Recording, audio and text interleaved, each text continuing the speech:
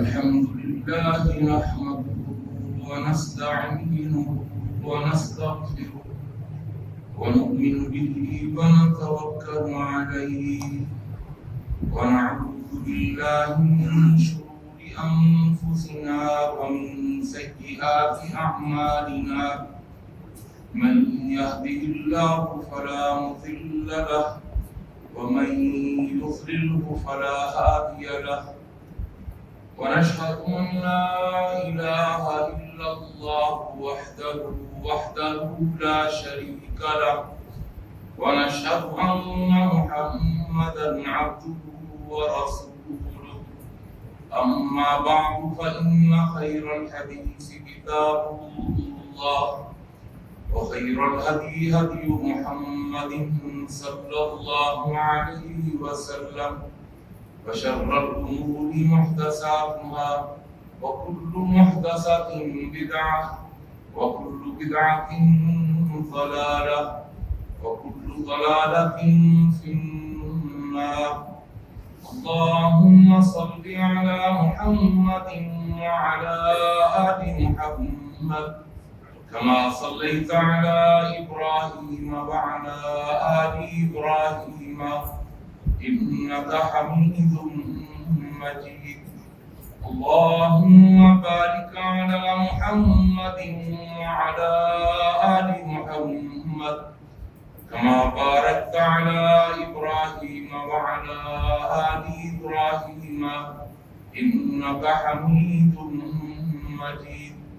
وقد قال الله تبارك وتعالى في القرآن المجيد والفرقان الحميد: أعوذ بالله السميع العليم وبوجهه الكريم وسلطانه القديم من الشيطان الرجيم. بسم الله الرحمن الرحيم. يا أيها الذين آمنوا لا يسخر قوم من قوم عسى أن يكونوا خيرا منهم ولا نساء من نساء عسى أن يكون خيرا منهم. رب اشرح لي صدري ويسر لي أمري واحلل عقدة من لساني يفقهوا قولي. سبحانك لا علم لنا إلا ما علمتنا إنك أنت العليم الحكيم. اللهم انفعنا بما علمتنا وعلمنا ما ينفعنا وزدنا علما. اللهم إنا نعوذ بك من علم لا ينفع ومن قلب لا يخشع ومن نفس لا تشبع ومن دعوة لا تسمع. ہر قسم کی تعریفات و تحمیدات، تسبیحات و تقدیسات، تحلیلات و تمجیدات اور تہنیات و تکبیرات اس اللہ جل جلالہ عما نوالہ کے لیے جس کی جتنی بھی تعریفیں بیان کی جائیں، جس کی جتنی بھی حمد و ثنا بیان کی جائے اور جس کی جتنی بھی تحسین و ستائش بیان کی جائے اور جس کے لیے جتنے بھی شکریہ کے کلمات ادا کیے جائیں کم ہیں. حق یہ ہے کہ حق ادا نہیں ہو سکتا. حمد و ثنا کے بعد درود و سلام نازل ہوں دونوں جہانوں کے سردار پیغمبر آخر الزمان حضرت محمد مصطفیٰ صلی اللہ تعالی علیہ وآلہ وسلم کی ذات اقدس پر، جسد اقدس پر، روح اقدس پر بے شمار بے حد و حساب انگنت لا تعداد کہ جنہیں اللہ تعالیٰ نے ساری کائنات کے لیے رہبر، رہنما اور تمام جہان والوں کے لیے رحمت بنا کے بھیجا ہے. مختصر سی حمد و صلات کے بعد قرآن مجید کا 26واں پارہ 49ویں سورت سورہ حجرات کی آیت نمبر 11 کا کچھ حصہ آپ کے سامنے تلاوت کیا ہے. اللہ تعالیٰ سے دعا ہے اللہ مجھے اور آپ کو، ہم سب کو قرآن مجید کا صحیح فہم اور قرآن مجید کی صحیح سمجھ عطا فرما دے. اور جمعے کی وساطت سے میں اور آپ جو بھی قرآن و حدیث کی باتیں اور نصیحتیں سنتے اور سناتے ہیں، اللہ ہمیں ان پر اخلاص کے ساتھ عمل پیرا ہونے کی بھی توفیق عطا فرما دے. اس آیت مبارکہ میں اور اس سے اگلی آیت کے اندر اللہ تعالیٰ نے معاشرے کی چھ مجلسی اور معاشرتی برائیوں کا ذکر کیا ہے. یہ معاشرتی برائیاں، یہ مجلسی برائیاں، ان کا نقصان اتنا بڑا ہے کہ جس سے ہمارا معاشرہ اور معاشرے کے اندر ہمارا خاندان، ہمارا کنبہ قبیلہ، ہماری برادری، ہمارے خونی رشتے ٹوٹ پھوٹ کا شکار ہو جاتے ہیں.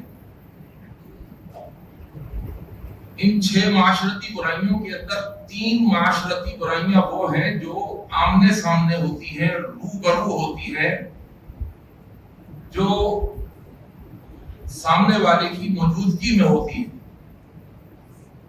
اور تین معاشرتی برائیاں ایسی ہیں کہ جو روبرو نہیں ہوتی، آمنے سامنے نہیں ہوتی، بلکہ کسی کے پیٹھ پیچھے ہوتی ہیں.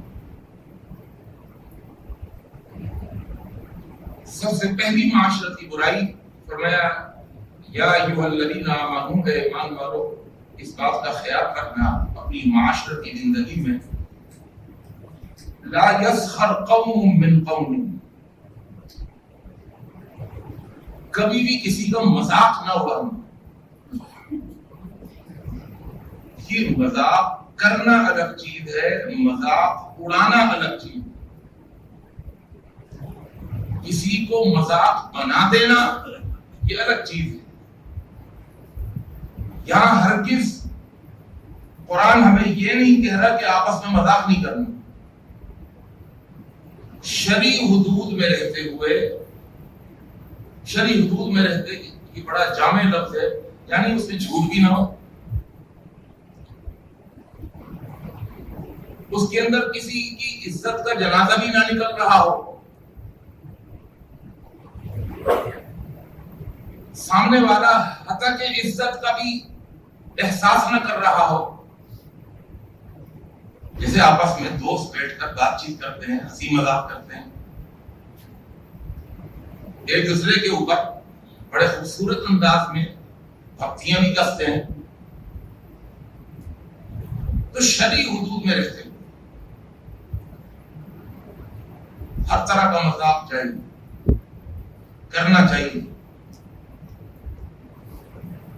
لیکن اگر شرعی حدود سے نکل کر کوئی کسی کے ساتھ مذاق کرے گا تو شریعت اس سے منع کرتی ہے. ایمان والوں کو یہ حکم دیا جا رہا ہے لا یسخر قوم من قوم، کسی کا مذاق نہ بنا دو، اس لیے کہ ایک ایمان والے کی عزت وہ بہت بڑی ہوتی ہے، بہت قیمتی چیز ہوتی ہے. کتنی قیمتی چیز ہوتی ہے، اللہ اکبر. اللہ کے پیغمبر صلی اللہ علیہ وسلم کے صحابی حضرت عبداللہ ابن عمر رضی اللہ تعالیٰ عنہ فرماتے ہیں رأیت النبی صلی اللہ علیہ وسلم یطوف بالبیت، میں نے اللہ کے پیغمبر صلی اللہ علیہ وسلم کو دیکھا کہ آپ یطوف طواف کر رہے تھے بالبیت، بیت اللہ، اور طواف کے دوران آپ کی نگاہیں خانہ کعبہ کے اوپر تھی. وہ یقول، اور آپ بیت اللہ سے، خانہ کعبہ سے مخاطب ہو کر یہ جملے ارشاد فرما رہے تھے، اے اللہ کے گھر، ما اعظمک، کتنا عظیم ہے، وما اعظم حرمتک، اور تیری حرمت کتنی عظیم ہے. حرمت کا مطلب عزت، اور واقعہ اللہ کے گھر کی جو عزت ہے. آج میڈیا کا زمانہ ہے، ہم دیکھتے ہیں کیا اللہ کے گھر کی عزت، لاکھوں انسانوں کا مجمع وہاں پر حاضری دینے کے لیے تڑپتا ہے، مچلتا ہے، اور کروڑوں دل بے-تاب نظر آتے ہیں وہاں پر حاضری دینے کے لیے، اللہ کے اس گھر کے قریب جانے کے لیے، اس کا طواف کرنے کے لیے. ما اعظمک، کتنا عظیم ہے، وما اعظم حرمتک، اور تیری عزت اور تیری حرمت کتنی عظیم ہے. وما اطیبک، اور کتنا پاکیزہ ہے تو، وما اطیب ریحک، اور تیری خوشبو کتنی پاکیزہ ہے. اور واقعتاً جو ایک پاکیزگی کا ماحول وہاں دیکھنے کو ملتا ہے، جو ایک ہر حوالے سے صفائی، ایسا لگتا ہے کہ اللہ کا نور ہے جو آسمانوں سے گرا چلا جا رہا ہے. اس جگہ پاکیزگی نظر آتی ہے. وما اطیب ریحک، اور تیری خوشبو بھی کتنی پاکیزہ ہے. اللہ کے گھر کے قریب جا کر اندازہ ہوتا ہے، بالکل جب قریب چلا جاتا ہے بندہ، اس سے جو خوشبو پھوٹ رہی ہوتی ہے بڑی پاکیزہ ہوتی ہے. یہ کہنے کے بعد اللہ کے پیغمبر صلی اللہ علیہ وسلم نے ایک جملہ ارشاد فرمایا. آپ نے فرمایا ٹھیک ہے تیری حرمت سب سے زیادہ، تیری پاکیزگی بہت بڑھ کر ہے، بہت پاکیزہ ہے، تیری خوشبو بہت بڑی ہے، لیکن والذی نفس محمد بیدہ، مجھے قسم ہے اس ذات کی جس کے ہاتھ میں مجھے محمد کی جان ہے، لحرمت المؤمن عند اللہ اعظم من حرمتک، ایک مومن کی عزت، ایک مومن کی حرمت اللہ کے نزدیک تیری حرمت سے بھی زیادہ ہے. مومن کی عزت، تو لہذا کسی کی عزت کا جنازہ نکال دینا کوئی معمولی بات ہوگی اللہ کے نزدیک؟ بلکہ حجۃ الوداع کے موقع پر جب اللہ کے پیغمبر صلی اللہ علیہ وسلم خانہ کعبہ کے پاس کھڑے ہوئے تھے اور لاکھوں انسانوں کا مجمع تھا، اللہ کے پیغمبر صلی اللہ علیہ وسلم اپنی اونٹنی پر سوار تھے، اور اونٹنی پر سوار ہو کر آپ نے چند جملے ارشاد فرمائے. صحیح بخاری اور صحیح مسلم کی حدیث ہے.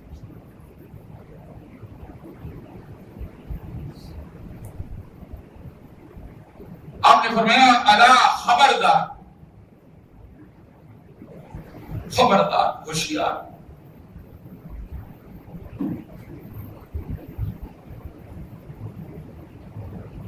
تمام دنوں کے اندر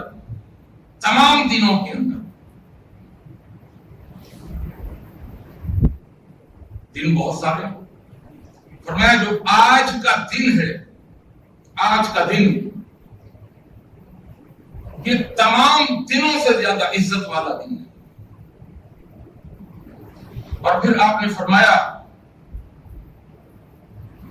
کہ تمام مہینوں کے اندر سب سے زیادہ آج کا مہینہ حرمت والا ہے. پھر آپ نے فرمایا کہ تمام شہروں کے اندر سب سے زیادہ حرمت والا یہ مکہ شہر ہے. اور یہ کہنے کے بعد اللہ کے پیغمبر نے فرمایا الا خبردار ان اعراضکم واموالکم، تمہاری جان، تمہارا مال اور تمہاری عزتیں اس طرح حرام ہے کحرمتی یومکم ھذا، کحرمتی شہرکم ھذا، کحرمتی بلدکم ھذا. ایک مومن کی حرمت اور ایک مومن کی عزت کو اللہ کے پیغمبر نے اس حدیث میں کہاں پہنچایا؟ کہا کسی مومن کی عزت کو، حرمت کو پامال کرنا ایسا ہے جیسے آج کے دن کی حرمت کو پامال کر دیا، آج کے دن کی عزت کو پامال کر دیا، اور اور اس شہر کی حرمت کو پامال کر دیا، اور اس مہینے کی حرمت کو پامال کر دیا. ایک مومن کی عزت کو پامال کرے، شرعی حدود میں رہتے ہوئے مذاق کرے. اللہ کا پیغمبر بھی مذاق کرتے تھے. صحیح بخاری صحیح مسلم کی حدیث ہے، حضرت انس رضی اللہ تعالیٰ عنہ فرماتے ہیں کہ میرا ایک بھائی تھا، جب بھی اللہ کے پیغمبر اس سے ملاقات کرتے تو آپ فرماتے یا ابا عمیر ما فعل النغیر وکان له نغیر یلعب به فمات. میرا بھائی تھا، اس کا نام تھا ابو عمیر، اس کی کنیت تھی. اس کے پاس ایک چھوٹا سا پرندہ تھا، وہ کھیلتا تھا اس کے ساتھ، کوئی فاختہ ٹائپ کا کوئی چھوٹا سا پرندہ اس نے پالا ہوا تھا. وہ مر گیا. جب وہ مر گیا اس کو بڑا غم تھا میرے بھائی کو. تو جب بھی اللہ کے پیغمبر میرے بھائی سے ملتے آپ فرماتے یا ابا عمیر ما فعل النغیر. یہ عمیر اس کا نام ہے اور نغیر اس پرندے کا نام ہے، ملتے جلتے وزن ہے. یا ابا عمیر ما فعل النغیر، کیا بنا تمہارے اس کا جانور کا، اس پرندے کا کیا ہوا اس کا. اسی طرح ایک اور حدیث ہے، یہ حدیث ابو داؤد میں موجود ہے، صحیح حدیث ہے. حضرت انس رضی اللہ تعالیٰ عنہ فرماتے ہیں ان رجلا استحمل رسول اللہ صلی اللہ علیہ وسلم. ایک شخص اللہ کے پیغمبر صلی اللہ علیہ وسلم کے پاس آیا اور عرض کی اللہ کے پیغمبر میرے پاس سواری نہیں ہے، سفر کرنا چاہتا ہوں، بڑا لمبا سفر ہے، آپ مجھے بیت المال سے ایک اونٹ دے دیجیے، ایک اچھا سا اونٹ دے دے، میں اس پر سواری کروں گا. اللہ کے رسول صلی اللہ علیہ وسلم نے جب دیکھا صحابہ بیٹھے ہوئے ہیں اور وہ ایک اونٹ مانگ رہا ہے بیت المال سے، اللہ کے پیغمبر نے فرمایا انی حامل ھذا علی ولد الناقہ، انی حاملک علی ولد الناقہ. آپ نے فرمایا جاؤ بھائی اس کو بیت المال سے ایک اونٹنی کا بچہ دے دو، ایک اونٹنی کا بچہ دے دو. اس نے کہا صبر صبر ہے اللہ کے پیغمبر، اونٹنی کا بچہ میں نے کیا کرنا ہے اونٹنی کا بچہ.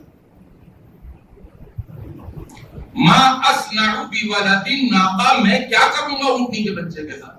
میں تو سفر کا ارادہ کرتا ہوں، اونٹنی کی بچے کی گردن پکڑ کے لے کے نہیں جاؤں گا، میں نے تو بیٹھنا ہے اس پر، سواری کرنی ہے اس پر. اللہ کے پیغمبر سمجھا کیا رہے ہیں اور وہ سمجھ کیا رہا ہے. ایک مذاق کا ایک اسلوب تھا، بڑا پیارا مذاق کیا، اس میں جھوٹ بھی نہیں تھا. اس نے کہا مجھے بچہ نہیں چاہیے. آپ نے فرمایا میں کب بچہ دے رہا ہوں. عرض کی اللہ کے پیغمبر ابھی تو آپ نے کہا ایک اونٹنی کا بچہ دے دو. آپ نے فرمایا وَهَلْ تَلِدُ الْإِبِلُ إِلَّا النُّوقَ. اور بھائی ہر اونٹ اونٹنی کا ہی تو بچہ ہوتا ہے، کیا گائے کا بچہ ہوتا ہے؟ نہیں، اونٹنی کا بچہ. میں بھی تو یہ کہہ رہا ہوں کہ اونٹنی کا بچہ دے دو، بڑا ہی تم کا فکر نہیں کرو. یعنی اب اس کے اندر بڑے خوبصورت انداز میں، بڑے جس میں جھوٹ بھی نہیں ہے. اچھا اس میں یہ بھی معلوم چلا کہ کبھی مذاق میں ایسا بھی ہوتا ہے کہ آپ ایسی گفتگو کرتے ہیں کہ جس میں سامنے والا جو ہے کچھ اور سمجھتا ہے اور آپ اس بات کو سمجھتے ہیں کہ یہ کچھ اور سمجھ رہے ہیں، لیکن جھوٹ بھی نہیں ہے. تھوڑی دیر میں اس کو سمجھا دوں گا بھائی میں اس کا ذمہ دار ہوں، جو میں نے کہا اس کا نہیں جو تم نے سمجھا. بڑا پیارا مقولہ ہے، میں اس کا ذمہ دار ہوں، جو میں نے کہا اس کا نہیں جو تم نے سمجھا. تو اللہ کے پیغمبر سمجھ گئے کہ یہ ابھی تک نہیں پہنچا وہاں پر.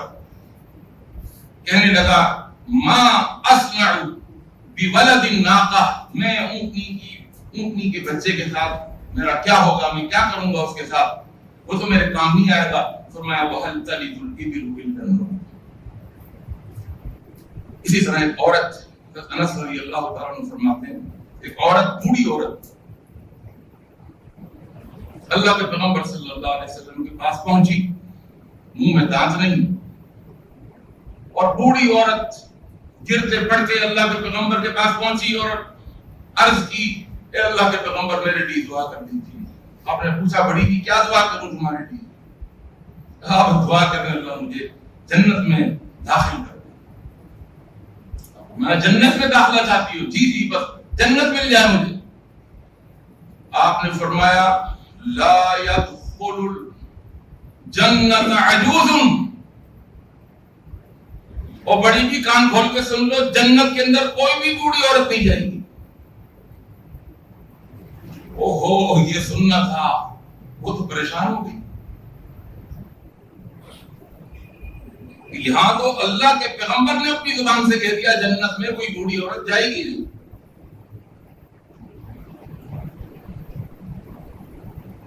وہ اب رونے لگی, کہنے لگی ما لہن. اچھا اب اپنی فکر ختم ہو گئی, سب بوڑھیوں کی فکر اس کو لگ گئی, کیونکہ آپ نے فرمایا تھا کہ کوئی بھی بوڑھی نہیں جائے گی. تم کیا بات کر رہی ہو اپنی, جنت میں تو کوئی بھی بوڑھی نہیں جائے گی, کوئی بڑی بھی جنت میں نہیں جائے گی. تو وہ سمجھی کہ اب اس کا مطلب ہے کہ جو بھی بوڑھا ہو چکا, جو بھی بڑی بھی بن چکی, اس کا جنت میں داخلہ بن, جوانی میں مر جاتی تو اچھا تھا. کہنے لگی ما لہن, اے اللہ کے پیغمبر پھر ان بوڑھی عورتوں کا کیا بنے گا, ان کے لیے کیا ہوگا, پھر یہ کہاں جائیں گی. پھر آپ نے فرمایا وکانت تقرأ القرآن, وہ قرآن پڑھا کرتی تھی. آپ نے فرمایا اما تقرئین القرآن, کیا تم نے قرآن نہیں پڑھا, کیا قرآن نہیں پڑھتی. کہنے لگی کیوں نہیں اللہ کے پیغمبر, میں تو بہت قرآن پڑھتی ہوں. پر میں تو قرآن میں یہ جگہ, یہاں اس جگہ پر تو نہیں پہنچی ابھی تک جس میں اللہ فرماتا ہے سورہ واقعہ میں انا انشأناہن انشاء فجعلناہن ابکارا عربا نترابا. جو عورتیں بڑھاپے کے اندر, بڑی بھی جو بڑھاپے کے اندر, بڑی عمر کے اندر چہرہ جھریوں سے بھرا ہوا ہے, خوبصورتی ختم ہو چکی ہے, منہ میں دانت نہیں ہے, کانوں میں سماعت ختم ہو چکی ہے, آنکھیں سفید ہو چکی ہیں اور بڑھنے کام نہیں کر رہا ہے. اللہ فرماتا ہے ایسی لنگڑی لولی عورتوں کو جب میں جنت میں داخل کروں گا نا, تو انا انشأناہن انشاء, ہم ان کو اثر نو ان کی تخلیق کریں گے, ان کو خوبصورت بنا کر, ان کو جوان بنا کر. اللہ کے پیغمبر صلی اللہ علیہ وسلم نے فرمایا جنتی مردوں اور عورتوں کی جو عمریں ہوں گی وہ 33 سال کی ہوں گی, 33 ایئرس. انا انشأناہن انشاء, اور انشاء کا لفظ بتا ہے اللہ کہتا ہے ان کو کچھ اور ہی بنا دیں گے. کبھی کبھی انسان کوئی چیز بناتا ہے نا اور وہ بہت ہی اچھی بن جائے, یار یہ تو کچھ اور ہی چیز بن گئی. اور وہ اور ہی چیز کیا ہوگی, وہ ایسی ہوگی کہ اللہ نے جو خوبصورتی, جو حسن و جمال, جو رعنائی اللہ نے حوروں کو دی ہے, اس سے بڑھ کر اللہ تعالیٰ جنتی عورتوں کو, مسلمان عورتوں کو اللہ خوبصورتی دے گا. انا انشأناہن انشاء فجعلناہن ابکارا, ہم ان کو باقرہ کر دیں گے. عرباً اترابا, عرباً کا لفظ ہے تو ایک لفظ, لیکن اگر عرباً کی آپ لغت میں تشریح اٹھا کے دیکھیں, عرباً کی اگر آپ تفسیر اٹھا کر کے دیکھیں تو عرباً کا ایک لفظ ہے تو ایک لفظ, لیکن اس ایک لفظ کے اندر عورتوں کے اندر جس طریقے کی بھی خوبصورتی ایک عورت کے اندر تصور کی جا سکتی ہے, وہ ساری خوبصورتیاں, وہ سارا حسن, وہ سارا جمال اس لفظ عرباً کے اندر بند.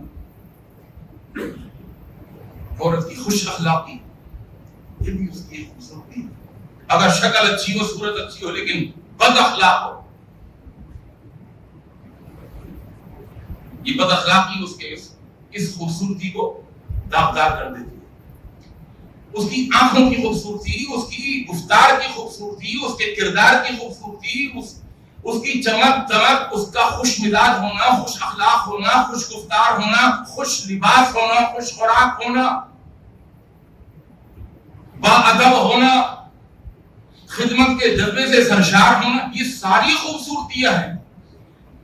تو وہ سارے حسن کہ جن کا تعلق نسوانیت سے جوڑا جا سکتا ہے, وہ سارے محاسن, وہ سارے محامد, وہ سارا جمال, وہ ساری خوبصورتی جس کا تعلق نسوانیت سے جوڑا جا سکتا ہے نا. کچھ خوبیاں ایسی ہیں جو مردوں میں پسند ہیں, کچھ خوبیاں ایسی ہیں جو عورتوں میں پسند ہیں. مرد لمبا تڑانگا ہو, صحت مند ہو, باڈی بلڈر ہو, یہ اس کی خوبصورتی. لیکن اگر یہ خوبصورتی عورت کے اندر ڈالتے ہیں, لمبی تڑنگی پہلوان باڈی بلڈر, آپ نے یار اللہ کی بنا توبہ چل, اس سے کوئی میں نے کیا کرنا ہے, ہر جاؤں گا میں سے, پھٹا ہی نہیں کر سکتا, کچھ ایک لفظ میں ایک تھپڑ مارے گی, گرا دے گی. تو یہ خوبصورتی مرد میں پسند ہے, لیکن یہی خوبصورتی عورت میں بس عورت کے اندر نرم ہو، نازک ہو، وفا والی ہو، اس کی ادائیں ہوں، تو یہ یعنی یہی چیز، یہ طاقت کا ہونا یہ مرد کی خوبی، اور اس میں کمزوری کا ہونا یہ عورت کی خوبی۔ ایک لانبیر سے، چھپکلی سے ڈر جانا یہ عورت کی خوبصورتی ہے، لیکن ایک مرد کا ڈر جانا اس کی بدصورتی ہے۔ میں تم اتنے لمبے چڑھنگے آدمی، تم بھی لانبیر سے ڈر رہا ہو، بیگم بھی واش روم سے باہر، تم بھی بھاگ رہا ہو باہر، آگے بڑھو، مارو اس کو لانبیر کو۔ تو بہت ساری چیزیں ایسی ہیں کہ جو مرد کے اعتبار سے وہ خوبصورت ہیں، عورت کے اعتبار سے خوبصورت نہیں ہیں۔ بہت ساری چیزیں ایسی ہیں، صفات ایسی ہیں جو عورت کے اندر دیکھیں تو وہ خوبصورتی کے زمرے میں آتی ہیں، لیکن مرد کے اندر خوبصورتی کے زمرے میں نہیں آتی۔ تو میں نے آپ کو بتایا کہ عروبن وہ لفظ ہے، اللہ نے ایک لفظ کہا ہے بس، عروبن ایک لفظ ہے، یہ ایک ایسا لفظ ہے کہ جس کی اگر آپ تفسیر کریں، جس کی اگر آپ لغت کے اندر معانی کو دیکھیں، اس کے مفاہیم کو دیکھیں، تو پھر آخر میں یہی کہیں گے کہ وہ سارے محاسن، وہ سارے محامد، وہ ساری اچھائیاں، وہ ساری خوبیاں کہ جن کا تعلق نسوانیت کے ساتھ اگر جوڑ دیں، ان ساری خوبیوں کو جامع ایک لفظ ہے جس کا نام ہے عروبہ۔ اللہ نے فرمایا عروبہ، وہ جنتی عورتیں صرف جوان و رانا نہیں ہوں گی بلکہ اپنی جوانی اور اپنی خوبصورتی کے ساتھ ہوں گی، اترابہ ہم عمر ہوں گی۔ تو پھر جا کر اس بڑی بھی کو قرار آیا کہ بھائی جنت میں جاؤں گی، لیکن یہ گرتے پڑتے، گھٹنوں کو پکڑتے ہوئے، کمر کو پکڑتے ہوئے نہیں، بلکہ خوبصورت بن کر اور ایک نئی تخلیق کے ساتھ پھر میں جنت کے اندر جاؤں۔ اب یہ تھوڑا سا مذاق ہو گیا، اللہ کے پیغمبر کا ایک بڑی بھی ہے، صحیح ہے نا، آپ پڑھ سکتے ہیں، لیکن ان کی عزت کا خیال رکھتے ہیں۔ فوراً اللہ کے پیغمبر نے آیت بھی سنا دی، خوش بھی کر دیا، مذاق بھی ہو گیا، قرآن مجید بھی بیچ میں آ گیا، جنت کا ذکر بھی آ گیا۔ تو شرعی حدود میں رہتے ہوئے ہر طریقے کا مذاق کر سکتے۔ اللہ کے رسول صلی اللہ علیہ وسلم کی ایک اور حدیث ہے، مشکات میں حدیث موجود ہے، ان رجلا کان اسمہ ظاہر بن حرام، ایک آدمی تھا جس کا نام تھا ظاہر بن حرام، وکان یہدی النبی صلی اللہ علیہ وسلم من البادیہ، اور یہ شخص اللہ کے رسول صلی اللہ علیہ وسلم کو گاؤں سے، دیہات سے جب بھی آتا تھا تو وہاں سے کوئی پنیر لے آیا، اصلی گھی لے آیا، شہد لے کر آ گیا، کوئی شکر لے کے آ گیا، گڑ لے کے آ گیا، یہ گاؤں دیہات میں یہ چیزیں ہوتی تھی، اور لا کر جب بھی آتا اللہ کے پیغمبر کو وہ چیزیں گفٹ اور ہدیتاً اور تحفتاً دے دیا کرتی۔ اور اللہ کے رسول صلی اللہ علیہ وسلم بھی بڑے ناک والے تھے، فَيُجَهِّزُهُ رَسُولُ اللَّهِ صلی اللہ علیہ وسلم اذا اراد ان يخرج، اور اللہ کے پیغمبر پوچھ رہے تھے بھائی کتنے دن تک رکو گے؟ کہا ہفتے، 2 ہفتے کے بعد پھر واپس جانا۔ کچھ سامان لایا ہوں بیچنے کے لیے، گھی لایا ہوں بیچنے کے لیے گاؤں سے، دیہات سے، یہ بک جائے گا، نکل جاؤں گا تقریباً ہفتے 2 ہفتے۔ اللہ کے پیغمبر سنتے تو آپ اس کے لیے گفٹ تیار کرنا شروع کر دیتے، بھائی یہ چیز لے آؤ، یہ چیز اس کے لیے رکھ دو، یہ جائے گا تو اس کو پھر میں دوں گا۔ یہ نہیں کہ صرف گفٹ لیتے رہو، دیتے رہو، دیتے رہو، یہ بھی اللہ کے نبی کی سنت نہیں۔ اللہ کے نبی کی سنت یہ ہے کہ ہر جزاء الاحسان الا الاحسان، تہادو تہابو، ایک دوسرے کو ہدیے دو، گفٹ دو، اس سے محبت بڑھتی ہے۔ جب وہ ہدیہ دینے میں بخل سے کام نہیں لے رہا تو اللہ کے پیغمبر صلی اللہ علیہ وسلم بھی سخیوں کے سخی، اور آپ بھی اس کے لیے تیاری کرتے تھے۔ الفاظ حدیث کے کیا ہے؟ فَيُجَهِّزُهُ رَسُولُ اللَّهِ صلی اللہ علیہ وسلم، آپ بھی تیار کر کے رکھتے تھے اس کے گفٹ کہ جب جائے گا تو میں دوں گا۔ اور اللہ کے پیغمبر جب بھی ظاہر بن حرام آتے اور ان سے آپ گفٹ لیتے یا جاتے ہوئے ان کو گفٹ دیتے، اور جب بھی ملاقات ہوتی تو آپ کا ایک جملہ تھا ظاہر بن حرام کے لیے، ان ظاہرا بادیتنا ونحن حاضروہ، یہ جو میرا صحابی ہے ظاہر بن حرام، یہ ہمارا گاؤں ہے اور ہم اس کے شہر ہیں، یہ ہمارا گاؤں ہے اور ہم اس کے شہر ہیں۔ کیا مطلب؟ یعنی یہ گاؤں کی چیزیں لا کے ہمیں دیتا ہے اور ہم اس کو شہر کی چیزیں دیتے ہیں۔ فَأَتَى النَّبِيُّ صلی اللہ علیہ وسلم یوما، وکان یبیع متاعہ. ایک دن اللہ کے رسول صلی اللہ علیہ وسلم بازار میں نکلے اور آپ نے دیکھا زاہد بن حرام کو کہ وکانا وہو یبیع متاعہ، کہ وہ آوازیں لگا لگا کر منڈی میں اپنا مال بیچ رہے. جی لے لو بھائی، اتنے کلو کا لے لو، اصلی ہے خالص ہے، آوازیں لگا رہے. اللہ کے رسول صلی اللہ علیہ وسلم نے دیکھ لیا زاہد بن حرام کو کہ اپنا مال بیچنے کے لیے منڈی میں آیا ہوا ہے. اللہ کے پیغمبر بھی پیچھے پیچھے سے آئے اور حدیث کے الفاظ ہیں فَاحْتَضَنَهُ مِنْ خَلْفِهِ وَهُوَ لَا يُبْصِرُ. اللہ کے پیغمبر نے زاہد بن حرام کو پیچھے سے دونوں بازوؤں سے اس طرح پکڑ لیا قوت کے ساتھ کہ وَهُوَ لَا يُبْصِرُ، اتنی طاقت سے پکڑا کہ وہ گھوم بھی نہیں سکتا تھا اور گھوم کر وہ آپ کو دیکھ بھی نہیں سکتا. اللہ اکبر. اور حدیث کے الفاظ ہیں وَكَانَ النَّبِيُّ صلی اللہ علیہ وسلم يُحِبُّهُ وَكَانَ تَمِيمًا. یہ جو بے تکلفی تھی، یہ اس وجہ سے تھی کہ آپ اس سے بڑی محبت کیا کرتے تھے. وَكَانَ تَمِيمًا. اٹھائے دمیم کے الفاظ لغت کے اندر. تمیم کہتے ہیں بدصورت انسان. تمیم کہتے ہیں اس کو کہ جس کی بدصورتی اس کو مٹی میں ملا رہی. تمیم کہتے ہیں اس کو جس کے چہرے پر لال لال دانے نکلے ہوئے. وکان تمیما، انتہائی بدصورت صحابی سے زاہد بن حرام، کالے کلوٹے. تمیم اس کو کہتے ہیں کہ جس کی بدصورتی کو دیکھ کر لوگ تھوڑا سا کترائیں، تھوڑا سا ملے لیکن گرم جوشی سے نہیں. کہنا ہے اگر تو خوبصورت آدمی بڑی دوستی لگاتا ہے، بڑی یاری لگاتا ہے، لیکن بہت زیادہ کوئی بدصورت تو آدمی سلام کر لے گا، گلے بھی لگا لے گا، لیکن زیادہ اس کے ساتھ نہیں رہے. فطرت انسان. اور اللہ کے پیغمبر صلی اللہ علیہ وسلم کی تعریف، آپ کا حسن اخلاق، وَإِنَّكَ لَعَلَىٰ خُلُقٍ عَظِيمٍ. یہ نہیں کہا کہ آپ اخلاق پر تھے، حسن اخلاق پر نہیں، لَعَلَىٰ. اخلاق اپنی بلندیوں پر پہنچ کر جہاں ختم ہو جاتا ہے نا، وہاں سے اللہ کے نبی کے اخلاق شروع ہوتے تھے. لَعَلَىٰ خُلُق، اخلاق کی بلندیوں کے اوپر تھے آپ. کیا آپ کے اخلاق؟ وَكَانَ تَمِيمًا، تھا بڑا بدصورت صحابی، گاؤں دیہات کا تمام صحابی، کمزور صحابی، مالی اعتبار سے کمزور، اور اپنا مال بیچنے میں لگا ہوا ہے. اور اللہ کے رسول صلی اللہ علیہ وسلم کی محبت اور آپ کی بے تکلفی تو دیکھیے. پیچھے سے آئے فَاحْتَضَنَهُ مِنْ خَلْفِهِ، پیچھے سے پکڑ لیا اس طرح کہ وَهُوَ لَا يُبْصِرُهُ، وہ اللہ کے نبی کو دیکھ نہیں سکتا.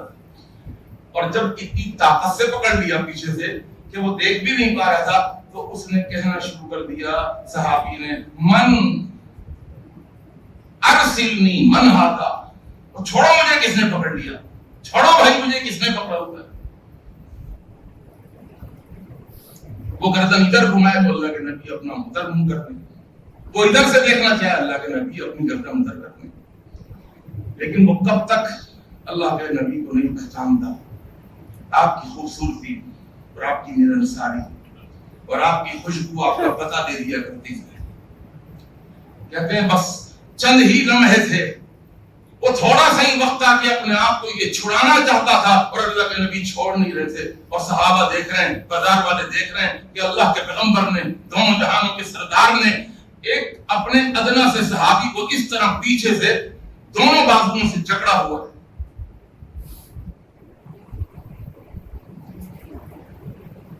تھوڑی دیر گزری سی، فَالْتَفَتَ فَعَرَفَهُ، حدیث کے الفاظ ہیں تھوڑی دیر گزری تھی، اس نے ادھر ادھر جلدی جلدی گردن نگاہ ماری اور اللہ کے نبی کے چہرے پر ایک نگاہ بھی پڑ گئی. خوشبو تو بتا رہی تھی کہ اللہ کے پیغمبر ہیں. اب جب نگاہ پڑی تو اب حدیث کے الفاظ سنیے گا، فَجَعَلَ لَا يَغْلُو مَا أَلْزَقَ ظَهْرُهُ بِصَدْرِ رَسُولِ اللَّهِ صلی اللہ علیہ وسلم. جھلک دیکھنے سے پہلے تو چھڑانے کی کوشش میں لگے ہوئے تھے اپنے آپ. اور جب اللہ کے نبی کے چہرے پر نگاہ پڑی, ایک جھلک دیکھی اللہ کے نبی کی, فجعل, اب شروع ہو گئے. جعل کے الفاظ کیا ہیں؟ فجعل, اب ایک کام کرنا شروع کر دیا. کیا کام شروع کر دیا؟ کیا کام شروع کر دیا؟ فجعل لا يعلو ما الزق ظهره بصدر النبي صلی اللہ علیہ وسلم. پہلے چھڑانے سے اور اب اپنے آپ کو خود چمٹانا شروع کر دیا اللہ کے نبی کے ساتھ. کس طرح چمٹانا کہ میں اللہ کے نبی زور سے پکڑے ہوئے نا, میں بھی زور سے اپنی کمر کو پیچھے کی طرف دباؤ دوں اور اللہ کے نبی کے سینے کے ساتھ میری کمر اسی طرح چپکی رہے. اب دونوں طرف سے محبت, اللہ کے نبی بھی بھینچ رہے ہیں اور یہ بھی بھیجا چلا جا رہا ہے, یہ اللہ کے نبی کو پیچھے سے بھینچ رہا ہے کہ آپ اسی طرح مجھے پکڑے. کیا شان ہوگی ظاہر بن حرام کی, کیا مقام ہوگا ظاہر بن حرام کا, جس کو دونوں جہانوں کا والی امام الانبیاء اتنی بے تکلفی سے پکڑا ہوا.